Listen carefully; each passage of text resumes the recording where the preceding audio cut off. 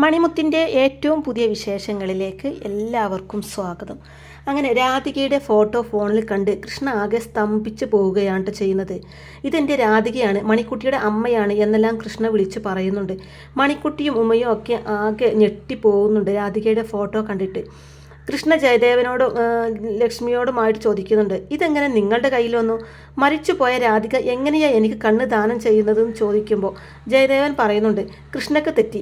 ഇത് കൃഷ്ണ കരുതുന്ന പോലെ രാധികയല്ല, ഇതെൻ്റെ വൈഫാണ് ജാനകി. അത് കേൾക്കുന്നതും കൃഷ്ണ, ജാനകിയോ? മണിക്കുട്ടിയും പറയുന്നുണ്ട്, അല്ലെങ്കിൽ ഇതെൻ്റെ അമ്മയാണ്. ഉടനെ തന്നെ ലക്ഷ്മിയാണെങ്കിൽ അതെങ്ങനെയാ ജയദേവൻ്റെ ഭാര്യ ജാനകി നിങ്ങളുടെ ഭാര്യയാവുന്നത്? ജാനകി ഒരാഴ്ച മുമ്പ് ഒരു ആക്സിഡൻറ്റിൽപ്പെട്ട് ഞങ്ങളെ വിട്ടു പോയതേ ഉള്ളൂ. കണ്ണ് ദാനം ചെയ്യാൻ വേണ്ടി അവൾ മുന്നേ തീരുമാനിച്ചതാ. ആ കണ്ണുകളാണ് കൃഷ്ണക്ക് ദാനം ചെയ്തത് എന്ന് ലക്ഷ്മി പറയുന്നത് കേട്ട് മണിക്കുട്ടി ഉടനെ തന്നെ രാധികയുടെ ഫോട്ടോ എടുത്ത് കാണിച്ചിട്ട്, ദേ ഇതാണ് എൻ്റെ അമ്മ എന്ന് പറഞ്ഞിട്ട് ആ ഫോട്ടോ ലക്ഷ്മിക്ക് കൊടുക്കുകയാണ് കേട്ടോ. ലക്ഷ്മിയും ജയദേവരും രാധികയുടെ ആ ഫോട്ടോ കാണുമ്പോഴേക്കും അവരും ശരിക്കും ഞെട്ടിപ്പോകുന്നുണ്ട് കേട്ടോ. മൂക്കത്ത് വിരൽ വെച്ച് പോവാണ്. കാരണം അത്രയും രൂപസാദൃശ്യമുണ്ട് അവർക്ക്. എന്നിട്ട് അവർ പറയുന്നുണ്ട്, അതിശയായിരിക്കുന്നു, ഇത് നമ്മുടെ ജാനകി തന്നെയാണെന്ന് ചിന്തിച്ചു പോകുന്നുണ്ട് അവരും. ഉടനെ ഡോക്ടർ ചോദിക്കുന്നുണ്ട്, ഇനി അവർ ടിൻസ് ആയിരുന്നോ എന്ന് ചോദിക്കുമ്പോൾ അല്ല, രാധികക്ക് അങ്ങനെ സഹോദരിമാരൊന്നും ഇല്ലായിരുന്നു എന്ന് പറയും കൃഷ്ണ. അപ്പോൾ ജയദേവന് പറയുന്നുണ്ട്, ജാനകിക്ക് ഒരു ചേട്ടൻ മാത്രമേ ഉള്ളൂ എന്ന്. പിന്നെ എങ്ങനെയായിരിക്കും അവരെല്ലാവരും ആലോചിക്കുമ്പോൾ ഡോക്ടർ പറയുന്നുണ്ട്, ചിലപ്പോൾ യാദൃശ്ചികമായിട്ട് സംഭവിച്ചതായിരിക്കാം. അപൂർവമായ രൂപസാദൃശ്യമുള്ള 2 പേരായിരുന്നു ജാനകിയും രാധികയും എന്ന് തോന്നുന്നു. അവർക്ക് തമ്മിൽ ബന്ധമുണ്ടാകണം എന്നൊന്നുമില്ല. നമുക്ക് മനസ്സിലാവാത്ത എത്രയോ കാര്യങ്ങളുണ്ട് ഈ ഭൂമിയിൽ. കൃഷ്ണയുടെ ജീവിതത്തിൽ 2 സമയങ്ങളിൽ വെളിച്ചം നൽകിയ 2 പേർ, രാധികയും ജാനകിയും. അങ്ങനെ വിചാരിച്ചാൽ മതി ഇതും. അങ്ങനെ പറഞ്ഞിട്ട് ഡോക്ടർ അവിടുന്ന് പോവുകയാണ്. കൃഷ്ണയാണെങ്കിൽ വീണ്ടും ജാനകിയുടെയും രാധികയുടെയും ഫോട്ടോകൾ തമ്മിൽ ഇങ്ങനെ മാറി മാറി നോക്കുന്നുണ്ട്. എന്നിട്ട് വല്ലാത്ത വിഷമത്തോടെ മണിക്കുട്ടിയെ കെട്ടിപ്പിടിച്ചിരിക്കുന്നു. പിന്നീട് അവരെ പാലക്കയിലേക്ക് തിരിച്ചു പോവുകയാണ്. കാഴ്ച എല്ലാം കിട്ടി വളരെ ഉഷാറായിട്ടാണ് കേട്ടോ കൃഷ്ണ കാറൊക്കെ സ്വയം ഡ്രൈവ് ചെയ്തിട്ടാണ് കേട്ടോ പോകുന്നത്. കൂടെ മണിക്കുട്ടിയും ഉമ്മയുമുണ്ട്. വളരെ സന്തോഷത്തോടെ അങ്ങനെ പോയിക്കൊണ്ടിരിക്കുമ്പോൾ അച്ഛന് കാർ ഓടിക്കാൻ പ്രശ്നമൊന്നുമില്ലല്ലോ എന്ന് മണിക്കുട്ടി ചോദിക്കുമ്പോൾ ഒരു പ്രശ്നവുമില്ല, വളരെ കംഫർട്ടബിൾ ആണ് ഞാൻ. ഈ സമയം ഉമ്മ ചിന്തിക്കുന്നുണ്ട്, ആശുപത്രിയിലേക്ക് പോകുമ്പോൾ ഞാൻ മുൻ സീറ്റിലായിരുന്നു, ഞാനിപ്പോൾ പിന്തള്ളപ്പെട്ടു. ജീവിതത്തിലും ഇതേ അനുഭവം ആയിരിക്കുമോ എനിക്ക്? ഉമ്മ ചിന്തിച്ച് തീരേണ്ട താമസം. ആൻറ്റി വേണമെങ്കിൽ ഫ്രണ്ട് സീറ്റിലോട്ട് വാ, ഞാൻ മടിയിലിരുന്നോളാന്ന് മണിക്കുട്ടി പറയുമ്പോൾ അതൊന്നും വേണ്ട മണിക്കുട്ടി എന്ന് പറയുന്നുണ്ടെങ്കിലും ഉമ്മ മനസ്സിൽ ചിന്തിക്കുന്നുണ്ട്. എന്നാലും കൃഷ്ണ എന്നോട് ചോദിക്കുന്നില്ലല്ലോ ഫ്രണ്ട് സീറ്റിലോട്ട് വരാൻ വേണ്ടിയിട്ട്, അതാണ് എൻ്റെ സങ്കടം എന്ന് ഉമ്മ വീണ്ടും ആലോചിക്കുന്നുണ്ട്. പിന്നീട് ഉമ്മ കൃഷ്ണയും ഒത്തുള്ള ആ നല്ല നല്ല നിമിഷങ്ങളൊക്കെ ഓർത്തിരിക്കുകയാണ് കേട്ടോ. കൃഷ്ണയ്ക്ക് എണ്ണ തേച്ച് കൊടുത്തതും അവർ പരസ്പരം വീഡിയോ റെക്കോർഡ് ചെയ്തതും കൃഷ്ണയെ കെട്ടിപ്പിടിച്ചതും അങ്ങനെ എല്ലാം ആലോചിച്ച് അങ്ങനെ സന്തോഷിച്ചിരിക്കുകയാണ്. അങ്ങനെ അവർ പാലക്കയിലേക്ക് തിരിച്ചെത്തുന്നുണ്ട്. പാലക്കയിലെത്തുന്ന അവരെ കണ്ട് ഭരത് സിദ്ധാർത്ഥിനോടായിട്ട് അങ്ങനെ അവർ ഡിസ്ചാർജ് ചെയ്ത് ഇവിടെ എത്തിയിട്ടുണ്ട്. സിദ്ധാർത്ഥ് അത് കണ്ട്, കൃഷ്ണയാണല്ലോ ഡ്രൈവിംഗ് സീറ്റിലിരിക്കുന്നത് എന്ന് പറയുന്നുണ്ട്. അങ്ങനെ കൃഷ്ണയും ഉമയും മണിക്കുട്ടിയും അകത്തേക്ക് പ്രവേശിക്കുകയാണ്. പുറത്ത് പുതിയൊരു കാറ് കണ്ടിട്ട്, അതേതാ ഒരു പുതിയ കാറ് എന്ന് കൃഷ്ണ ചോദിക്കുമ്പോൾ അത് സിദ്ധാർത്ഥിൻ്റേതാണെന്ന് പറഞ്ഞു കൊടുക്കുന്നുണ്ട് കേട്ടോ ഉമ. അങ്ങനെ ഒരാളും കൂടി ഇപ്പോൾ ഇവിടെയുണ്ടല്ലോ അല്ലേ, ഞാനത് മറന്നുപോയി. അല്ല, ആരെയും പുറത്തൊന്നും കാണുന്നില്ലല്ലോ എന്ന് കൃഷ്ണ ചോദിക്കുന്നതും മറ്റുള്ളവരുടെ കാര്യമൊക്കെ പോട്ടെ, കാവ്യക്കൊന്ന് ഇറങ്ങി വന്നൂടെ, ഭാര്യ എന്നല്ലേ പറയുന്നത്. അപ്പോഴേക്കും കൃഷ്ണ എത്തിയ കാര്യം അറിഞ്ഞിട്ട് കാവ്യ കൃഷ്ണയുടെ അടുത്തേക്ക് ചെല്ലുന്നുണ്ട്. മുത്തുണ്ട് കേട്ടോ കൂടെ. കാവ്യ കൃഷ്ണയുടെ അടുത്തേക്ക് പോകാൻ തുടങ്ങുന്നതും ജയമോഹൻ തടഞ്ഞുകൊണ്ട്, നീ എവിടേക്കാണ് കാവ്യ പോകുന്നത്? അല്ലമ്മേ, ഹോസ്പിറ്റലിൽ നിന്ന് വന്നതല്ലേ എന്ന് കാവ്യ തിരിച്ച് പറയുമ്പോൾ അവൻ തനിച്ചാണ് വന്നതെങ്കിൽ പോട്ടേന്ന് വെക്കായിരുന്നു. കൂടെയുള്ളതാരാ? നീ ഇപ്പോൾ ആനയിക്കാനൊന്നും പോണ്ട മോളെ. ഭരത് നീരജിയോടായിട്ട്, എടി നിനക്ക് പോകണമെന്നുണ്ടോ? അല്ല, വേണമെന്നുണ്ടെങ്കിൽ പോയി സ്വീകരിച്ചോ, പക്ഷേ ആ വഴിക്ക് അങ്ങ് പൊക്കണം എന്നൊക്കെ പറഞ്ഞ് വിരട്ടുന്നുണ്ട് കേട്ടോ ഭരത്. സിദ്ധാർത്ഥ് എന്തായാലും ഞാനൊന്ന് അവരെ കണ്ടിട്ട് വരാമെന്ന് പറഞ്ഞ് പോവാൻ തുടങ്ങുന്നതും അത് നല്ല കാര്യമാണ്, ഡീറ്റെയിൽ ആയിട്ട് ഒന്ന് പരിചയപ്പെട്ടേക്കെന്ന് ഭരത് പറയുമ്പോൾ അതും കണക്കാക്കി സിദ്ധാർത്ഥ് കൃഷ്ണയുടെ അടുത്ത് ചെന്നിട്ട്, നമ്മൾ തമ്മിൽ കണ്ടിട്ടില്ലല്ലോ, ഞാൻ സിദ്ധാർത്ഥ് എന്ന് പറഞ്ഞ് കൈ കൊടുക്കുമ്പോൾ, ഞാൻ കണ്ടിട്ടില്ലെങ്കിലും എന്നെ കണ്ടിട്ടുണ്ടല്ലോ എന്ന് പറഞ്ഞ് കൃഷ്ണ സിദ്ധാർത്ഥിന് തിരിച്ച് കൈ കൊടുക്കുകയാണ് കേട്ടോ. അങ്ങനെ ഷേക്ക് ഹാൻഡ് കൊടുത്ത് നിൽക്കുമ്പോൾ സിദ്ധാർത്ഥിൻ്റെ കൈ ഞെരിച്ചുടക്കുന്നുണ്ട് കേട്ടോ കൃഷ്ണ. അപ്പോൾ കൃഷ്ണയുടെ ആ ഒരു നോട്ടവും ഭാവവും ഒക്കെ കൂടെ കാണുമ്പോഴേക്കും സിദ്ധാർത്ഥിനും തോന്നിപ്പോവുകയാണ്, കാണുന്ന പോലെയൊന്നും അല്ലല്ലോ ഇവൻ, ആൾ സ്ട്രോങ് ആണല്ലോ. അങ്ങനെയും ചിന്തിച്ച് കൃഷ്ണയുടെ കൈ വിടിയിക്കുന്നുണ്ട് കേട്ടോ. ആകെ ചമ്മി പോകുന്നുണ്ട് സിദ്ധാർത്ഥ്. പിന്നീട് അവർ ഉള്ളിലേക്ക് പോവാൻ തുടങ്ങുന്നതും മുത്ത് തടഞ്ഞുകൊണ്ട് നിൽക്ക്, നീ എങ്ങോട്ടാ പോവാൻ തുടങ്ങുന്നത് മണിക്കുട്ടിയോടായിട്ട് ചോദിക്കുമ്പോൾ എന്താ മുത്തേ ഇങ്ങനെയൊക്കെ സംസാരിക്കുന്നത്?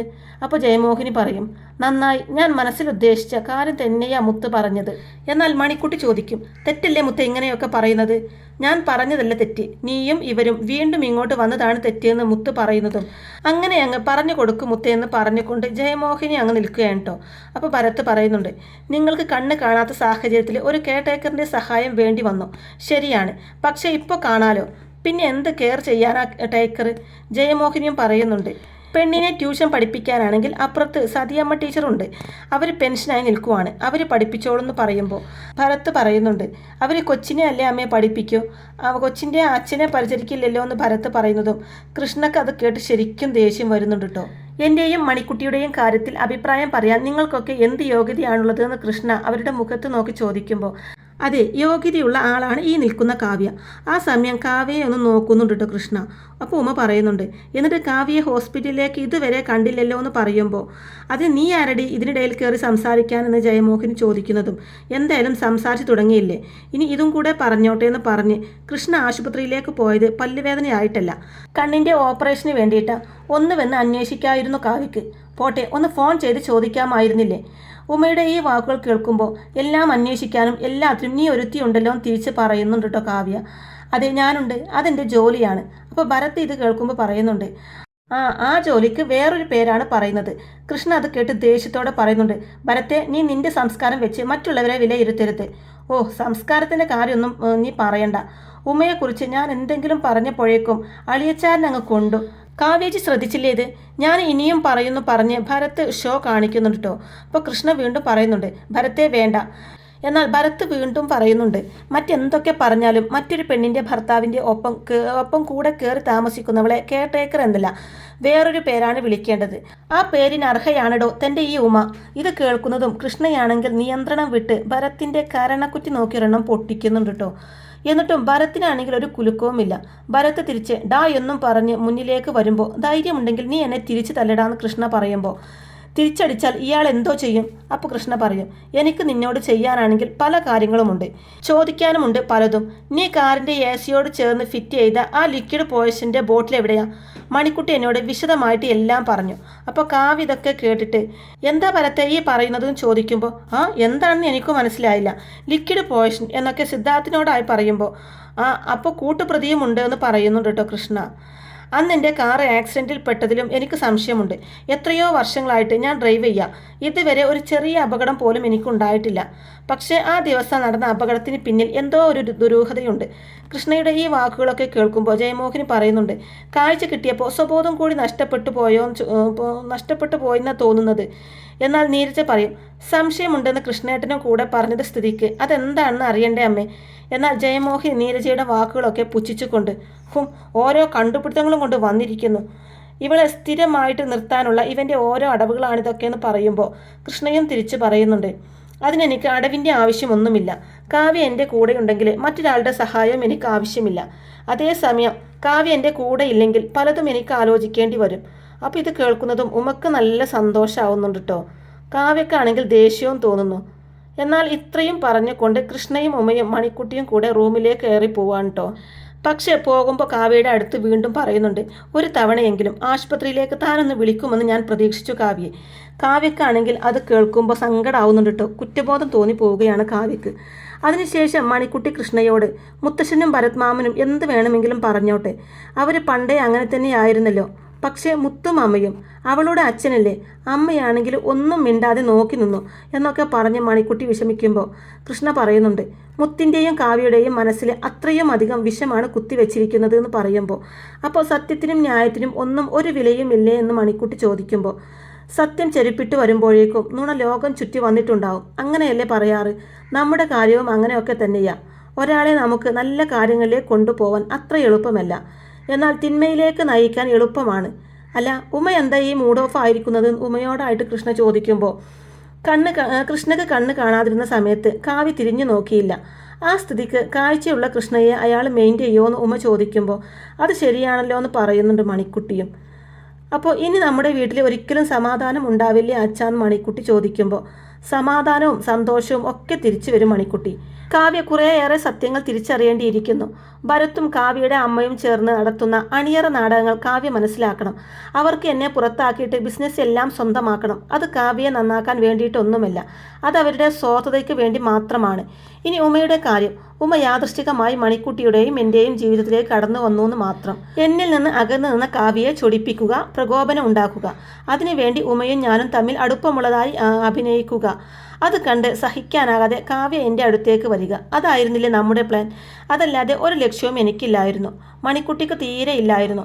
എന്നാൽ ഇത് കേൾക്കുന്നവൻ പറയുന്നുണ്ട്, എന്നാൽ എനിക്കുണ്ടായിരുന്നു. അപ്പോൾ അത് കേൾക്കുന്നതും കൃഷ്ണയും മണിക്കുട്ടിയും ആകെ ഒന്ന് പകക്കുന്നുണ്ട് കേട്ടോ. എന്നിട്ട് കൃഷ്ണ ചോദിക്കുന്നുണ്ട്, ഉമ നീ എന്താ അങ്ങനെ പറഞ്ഞത്? അപ്പോൾ ഉമ പറയും, ലക്ഷ്യം എന്ന് വെച്ചാൽ കൃഷ്ണയും കാവ്യയും ഒന്നിക്കുക. അതേസമയം ഞാൻ നിങ്ങൾക്ക് രണ്ടു പേർക്കും എന്നും വേണ്ടപ്പെട്ട ഒരാളായിരിക്കുക. അതാ ഞാൻ ഉദ്ദേശിച്ചത് തിരുത്തി പറയുന്നുണ്ട് കേട്ടോ ഉമ. അപ്പോൾ അത് കേൾക്കുന്ന കൃഷ്ണ തീർച്ചയായും ഉമ ഞങ്ങൾക്ക് വേണ്ടപ്പെട്ട ഒരാൾ തന്നെ ആയിരിക്കുമല്ലോ എന്ന് മറുപടി കൊടുക്കുന്നുണ്ട്. എന്നാൽ ഉമ ചിന്തിക്കുന്നത് കൃഷ്ണ മാത്രം എനിക്ക് വേണ്ടപ്പെട്ട ആളായാൽ മതി എന്നാവും. ശേഷം കൃഷ്ണ പറയുന്നുണ്ട്, എനിക്കെല്ലാം ഷെയർ ചെയ്യാനും പങ്കുവെക്കാനും ഒക്കെയുള്ള ഒരാത്മാർത്ഥ സുഹൃത്ത് എന്നുള്ള രീതിയിലാണ് ഞാൻ ഇതുവരെ ഉമയെ കണ്ടിരിക്കുന്നത്. അതാണ് എനിക്കുമ എന്ന് പറയുന്നുണ്ട്. പക്ഷേ ഉമയാണെങ്കിൽ ആ രീതിയിലൊന്നുമല്ലല്ലോ കൃഷ്ണയെ കാണുന്നത്. അതുകൊണ്ട് തന്നെ എൻ്റെ ആത്മാവിൻ്റെ ഭാഗമാണ് കൃഷ്ണ നിങ്ങൾ എന്ന് മനസ്സിൽ പറയുന്നുണ്ട്. മണിക്കുട്ടി വീണ്ടും വിഷമത്തോടെ പറയുന്നുണ്ട്, എന്നിട്ടും അമ്മ അച്ഛനോട് അടുക്കുന്ന ലക്ഷണമൊന്നും കാണുന്നില്ലല്ലോ അച്ഛ. അപ്പോൾ കൃഷ്ണ പറയും, കാവ്യ വരും മോളെ, എന്നെ സ്നേഹിക്കും. മുമ്പ് ഉണ്ടായിരുന്നതിലും ഏറെ സ്നേഹത്തോടെ ഞങ്ങൾ ജീവിതം തുടരുക തന്നെ ചെയ്യും. കൂടെ മണിക്കുട്ടിയും മുത്തും ഉണ്ടാവും. അങ്ങനെ നല്ല ശുഭാപ്തി വിശ്വാസത്തോടെ കൃഷ്ണ പറയുന്നത് കേട്ട് മണിക്കുട്ടിക്കും അത് ഒരുപാട് സന്തോഷമാവുന്നുണ്ട് കേട്ടോ ആ വാക്കുകൾ കേൾക്കുമ്പോൾ. എന്നാൽ ഉമക്കാണെങ്കിൽ വിഷമവും തോന്നുന്നു. അതിനുശേഷം ഉമ മാറി നിന്ന് വിഷമത്തോടെ സ്വയം ഇങ്ങനെ പറയുകയാണ്, കൃഷ്ണയും കാവ്യയും ഒന്നിക്കും അത്രേ. വഴിയിൽ നിന്ന് കയറി അവൾക്ക് അതേ വഴിയിൽ ഇറങ്ങിപ്പോവാം, അല്ലെങ്കിൽ ട്യൂഷൻ ടീച്ചറായിട്ട് ഇവിടെ തുടരാം. ശമ്പളവും ബോണസും, പിന്നെ പ്രായമാകുമ്പോൾ പെൻഷനും കിട്ടും. അങ്ങനെ ചമയങ്ങളും അഴിച്ചു വെച്ച് നാടകം അവസാനിച്ച് അരങ്ങ് വിട്ടു പോകാൻ ഉമ്മയ്ക്ക് മനസ്സില്ല. കാവ്യ ഇല്ലാത്തപ്പോൾ ഞാൻ വേണം. കാവ്യ തിരിച്ചു വന്നാൽ ഞാൻ പുറത്ത്. അതെവിടുത്തെ ന്യായ? ഇല്ല, കൃഷ്ണയെ വിട്ടുകളയാൻ എനിക്ക് പറ്റില്ല എനിക്ക് തീരുമാനിച്ചുറപ്പിക്കുന്നുണ്ട് കേട്ടോ മാം. ഇവിടെ സിദ്ധാർത്ഥാണെങ്കിലും സകല പ്ലാനുകളും പൊളിഞ്ഞതിൻ്റെ ആ ഒരു നിരാശയിൽ ഇങ്ങനെ ഇരിക്കുകയാണ് കേട്ടോ. സ്വന്തം വീട്ടിൽ തന്നെയാണ് കേട്ടോ ഇപ്പോൾ ഉള്ളത്. അതേസമയം സിദ്ധാർത്ഥിൻ്റെ അമ്മ വന്നിട്ട്, നീ ഇതുവരെ ഈ ചായ കുടിച്ചില്ലല്ലോ, ചായ തണുത്തിട്ടുണ്ട്, ഈ ചായയിൽ ഈച്ചയും ചത്തിരിക്കുന്നു, ഞാൻ വേറെ ചായ എടുത്തുകൊണ്ട് വരാമെന്ന് പറഞ്ഞ് പോവാൻ തുടങ്ങുന്നതും അമ്മയോട് ഞാൻ വേറെ ചായ ചോദിച്ചില്ലല്ലോ എന്നൊക്കെ പറഞ്ഞ് സിദ്ധാർത്ഥ് അമ്മക്ക് നേരെ ദേഷ്യപ്പെടുമ്പോൾ, നീ എന്തിനാ സിദ്ധാർത്ഥെ എൻ്റെ നേരെ കിടന്ന് തുള്ളുന്നത്? അങ്ങാടി തോറ്റതിന് അമ്മയോടൊന്ന് പറഞ്ഞ പോലെയാണല്ലോ ഇത്. അപ്പോൾ സിദ്ധാർത്ഥ് പറയും, ഞാൻ തോറ്റതല്ല, അമ്മയും അമ്മായിയും ഒക്കെ കൂടെ ചേർന്ന് എന്നെ തോൽപ്പിച്ചതാ. പഴയതെല്ലാം മറന്ന് ഒതുങ്ങി ജീവിച്ചതാണ് ഞാൻ. ഓരോന്ന് കുത്തിപ്പൊക്കി കൊണ്ടുവന്ന് എന്നെല്ലാം സിദ്ധാർത്ഥ് പറയുന്നത് കേട്ട്, ആര് കുത്തിപ്പൊക്കി കൊണ്ടുവന്നുന്നാ? അമ്പലത്തിൽ പോയതും തീയിൽ ചാടിയ കാവ്യയെ രക്ഷിച്ചത് ഒന്നും ഞാനല്ല, നീയാണ്. പിന്നെ നിനക്ക് കാവ്യയെപ്പറ്റി തന്നെ ആലോചനയായി. ഞാൻ ആദ്യം എതിർത്തതാണല്ലോ. നാത്തൂനും ഭരത്തും കൂടെ വന്നപ്പോൾ പറയേണ്ടത് ഞാൻ പറയുകയും ചെയ്തു. പക്ഷേ നിന്റെ മനസ്സിൽ അപ്പോഴേക്കും ഇഷ്ടം തുടങ്ങിയിരുന്നു. ഇപ്പം അതേ ആ പഴയ അടുപ്പം ആവർത്തിച്ചിരിക്കുകയാണ്. ഇതൊക്കെ കേൾക്കുമ്പോൾ സിദ്ധാർത്ഥ് തിരിച്ച് ദേഷ്യത്തോടെ, അതെ എല്ലാം എൻ്റെ കുഴപ്പം, സമ്മതിച്ചിരിക്കുന്നു, കഴിഞ്ഞു, എല്ലാം അവസാനിപ്പിച്ചിരിക്കുന്നു, ഞാനിനി ഈ വീട്ടിൽ നിന്ന് പുറത്തിറങ്ങുന്നില്ല, പോരെയെന്ന് ചോദിക്കുമ്പോൾ, എന്നാൽ അമ്മ പറയും, പോരാ, നീ പുറത്തിറങ്ങണം. പാലക്കലെ ജയമോഹിനിയേക്കാൾ ഒട്ടും മോശമല്ല ഈ പവിഴത്തെ ശാരദ. കാവ്യയേക്കാൾ ഒട്ടും യോഗ്യത കുറഞ്ഞവനുമല്ല നീ. ഒരു തവണ നീ അവളെ മോഹിച്ചു, കൈവിട്ടു പോയി. രണ്ടാമത്തെ തവണ അവൾ നിന്നെ മോഹിപ്പിച്ചു, കൈവിട്ടു പോകരുത് മോനെ, വിട്ടുകൊടുക്കരുത് നീ. ആൺപിള്ളേരായാൽ വാശി വേണടാ വാശി എന്നൊക്കെ പറഞ്ഞ് സിദ്ധാർത്ഥിനെ ഇളക്കി വിടാൻ നോക്കുന്നുണ്ട് അവർ. സിദ്ധാർത്ഥ് ചോദിക്കുന്നുണ്ട്, പക്ഷേ അമ്മേ, കാവ്യയും കൃഷ്ണയും ഇപ്പോൾ ഭാര്യ ഭർത്താക്കന്മാരാണ്. അവർ തമ്മിൽ ഉടക്ക് ചെന്നപ്പോഴാണ് എനിക്ക് അവിടെ കയറി ചെല്ലാൻ പറ്റിയത്. ഇപ്പോൾ ഉടക്കെല്ലാം അവസാനിപ്പിച്ച് അവർ മാറി. എനിക്ക് ഇനി അവിടെ എന്ത് സ്ഥാനം അമ്മേ ഉള്ളത്? എന്നാൽ ശാരദ പറഞ്ഞു കൊടുക്കുന്നുണ്ട്, ഇല്ലാത്ത സ്ഥാനം നമ്മൾ അവിടെ കയറി ചെന്നങ്ങ് ഉറപ്പിക്കണം. അപ്പോൾ എങ്ങനെയെന്ന് സിദ്ധാർത്ഥ് ചോദിക്കുമ്പോൾ, പറഞ്ഞു തരാം, നിനക്കാ വീട്ടിൽ വിലക്കൊന്നുമല്ലല്ലോ, നിന്റെ അമ്മാവൻ്റെ വീടാണിത്, ധൈര്യമായിട്ട് കയറി ചെല്ലാം. അല്ലെങ്കിലും അമ്മായിയും അച്ചമ്പിയും ചേർന്ന് ആനയിച്ച് കൊണ്ടുപോയതല്ലേ നിന്നെ, നീ എങ്ങനെയെങ്കിലും കാവ്യയെ ഇവിടെ വരുത്തണം. എന്നാൽ സിദ്ധാർത്ഥ് ചോദിക്കുന്നുണ്ട്, എത്തിച്ചിട്ട് എന്ത് ചെയ്യാനാണെന്ന്. ആ കാര്യമുണ്ട്, ഞാൻ കാണിച്ചു തരാമെന്ന് പറഞ്ഞുകൊണ്ട് അവർ സിദ്ധാർത്ഥിൻ്റെ റൂമിലോട്ട് കൊണ്ടുപോവുകയാണ്. ബെഡൊക്കെ ഇങ്ങനെ ഡെക്കറേറ്റ് ചെയ്ത് വെച്ചിരിക്കുന്നത് കാണുമ്പോൾ, ഇതെന്താ അമ്മേ, എന്താ ഈ ചെയ്ത് വെച്ചിരിക്കുന്നത് എന്ന് ചോദിക്കുമ്പോൾ, ആദ്യ രാത്രിക്ക് വേണ്ടി നിൻ്റെ മുറി ഒന്ന് അലങ്കരിക്കണ്ടേ? ആദ്യ രാത്രിയോ? ആർക്ക് എന്ന് സിദ്ധാർത്ഥ് തിരിച്ച് ചോദിക്കുമ്പോൾ, നമ്മുടെ വീട്ടിൽ നിനക്കല്ലാതെ പിന്നെ ആർക്കാടാ? തലയിൽ ഇങ്ങനെ മുടി വളർത്തി നടന്നാൽ പോരാ, ബുദ്ധി വളരണം. കാവ്യയെ നീ ഇവിടെ എത്തിക്കണം, എന്നിട്ട് നിങ്ങളുടെ ആദ്യ രാത്രി നടക്കണം. ഇതൊക്കെ കേൾക്കുന്ന സിദ്ധാർത്ഥ്, കല്യാണം കഴിയാതെ എങ്ങനെയാ അമ്മേ ആദ്യ രാത്രി കഴിഞ്ഞാൽ പിന്നെ കല്യാണം നടത്താതെ പറ്റോടാ? അങ്ങനെ ചിന്തിക്ക്. രാവിലെ ഉണരുമ്പോൾ കാവ്യ ഈ അലങ്കാരങ്ങളൊക്കെ കണ്ട് ഞെട്ടണം. തൻ്റെ ആദ്യ രാത്രി കഴിഞ്ഞു പോയെന്ന് അവൾ ഞെട്ടലോടെ ഓർക്കണം. പിന്നെ അവൾ നീ പറയുന്ന പോലെ തന്നെ അനുസരിക്കും. നിന്റെ ഭാര്യയാവാൻ അവൾ നിന്ന് തരുന്നൊക്കെ പറയുമ്പോൾ, പക്ഷേ കാവ്യ ഇങ്ങോട്ട് വരില്ല അമ്മേ. അങ്ങനെ സിദ്ധാർത്ഥ് പറയുമ്പോൾ നീ കൊണ്ടുവരണമെന്ന് പറഞ്ഞു കൊടുക്കുക കേട്ടോ സിദ്ധാർത്ഥിന് ശാരദ. അപ്പോൾ ഇങ്ങനെയൊക്കെയുള്ള നല്ല അടിപൊളി ത്രില്ലിംഗ് എപ്പിസോഡുകളൊക്കെയാണ് കേട്ടോ ഇനി മണിമുത്ത് സീരിയലിൽ വരാനിരിക്കുന്നത്. അപ്പോൾ ഈ റിവ്യൂ ഇഷ്ടമായിട്ടുണ്ടെങ്കിൽ വീഡിയോ ലൈക്ക് ചെയ്യാനും ചാനൽ കൂടി ഒന്ന് സബ്സ്ക്രൈബ് ചെയ്ത് സപ്പോർട്ട് ചെയ്യാനും മറക്കല്ലേ ഫ്രണ്ട്സ്. താങ്ക്